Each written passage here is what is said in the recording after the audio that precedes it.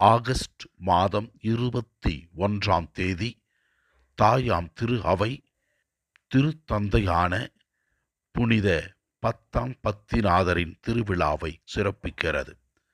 இவர் பாரம்பரியத்திற்கு முக்கியத்துவம் கொடுத்து திருச்சபையை வளர்த்தெடுத்தவர். ஆண்டவரின் அருளால் இவர் திரு அவையை நல்ல முறையில் வழிநடத்தி மக்களை ஆன்மீகத்தில் வளர்த்தெடுத்தார். இவருடைய பரிந்துரை வழியாக நாம் அனைவரும் ஆசீர்வதிக்கப்பட வேண்டும் என்று ஜெபிப்போம். இறைவா, திருத்தந்தை புனித பத்தாம் பத்திநாதரை போல நாங்களும் உம்மில் நம்பிக்கை வைத்து உமக்காக வாழ எங்களுக்கு அருள் தாரும். இறைவனுக்காக நாம் செயல்களை செய்யும் பொழுது, வாழ்க்கையை அர்ப்பணிக்கும் பொழுது இறைவன் நம்மை நிறைவாக ஆசீர்வதித்து நமக்கு தேவையான அனைத்து உதவிகளையும் கொடுத்து அவர் வழி நடத்துவார்.